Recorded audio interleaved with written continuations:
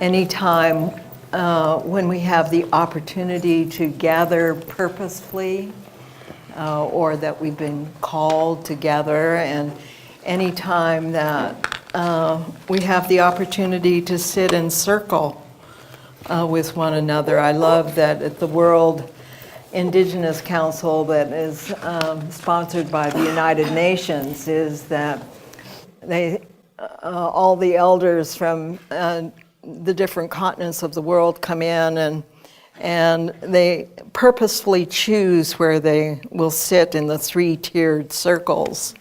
And always you can see them, will they sit in the first circle or the second circle or the third circle, and will they sit in purposefully in a certain direction. And they always, when they've chosen their place to sit, there's always a time of silence and looking around and seeing who are the new people that have come and who are the ones that have come for many years. And there are silent acknowledgements.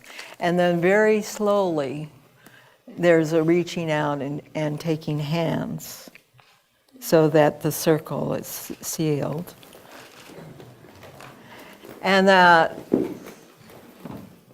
there's a looking first to the person that sits directly across from you, is that you're going to make sure to deeply listen to when that person speaks, because among traditional peoples worldwide, that the person that is directly across from you is a mirror of your inner teacher.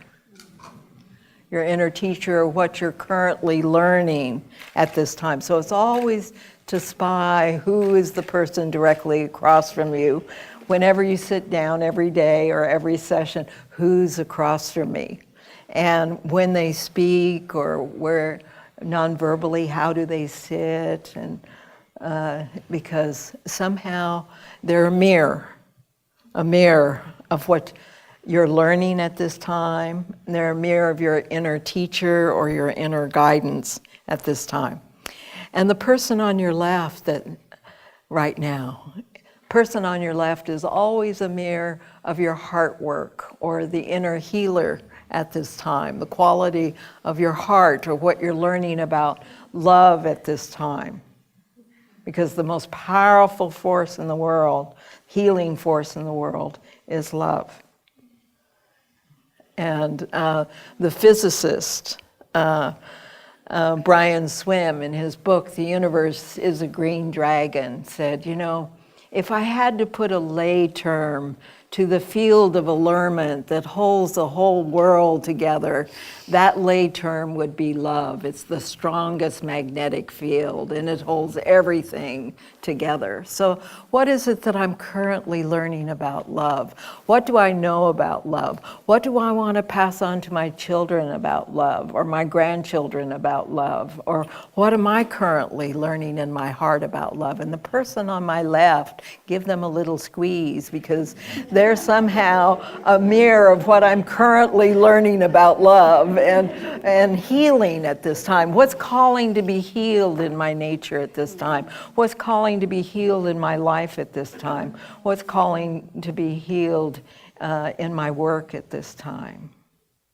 That's on my left. And the person across from me is what I'm learning, right? Where I'm being challenged and stretched and growing is always across. Now this person on my right is right use of power. Right use of power, my leadership, the quality of leadership and the ability to empower myself and to empower others is right use of power. The old-fashioned term for leadership was warrior, right use of power, honoring limits and boundaries, place of courage on my right. So we walk with power on our right, love on our left, and we're always moving towards what we're learning. We're always moving towards that which will allow us to unfold or grow. Unfold or grow. And the universal meaning of the word challenge is an invitation to grow and move beyond the knowable and the familiar, to stretch, to grow. So that person across from me is my current invitation to grow and stretch and to unfold. And so then just slowly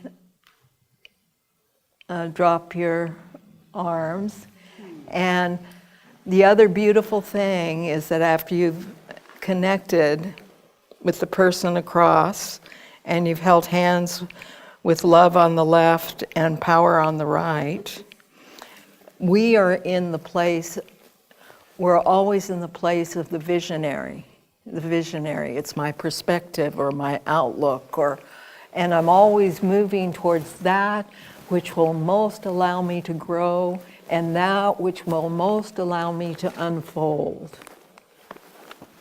And then the space between us, whenever we sit in a circle, is the space of blessing, is the space where we rest and lean into.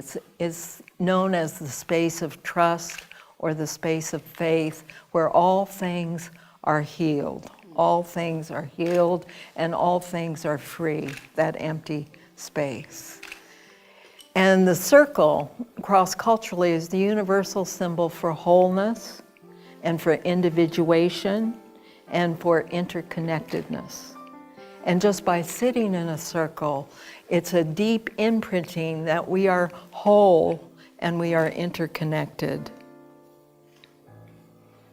Always.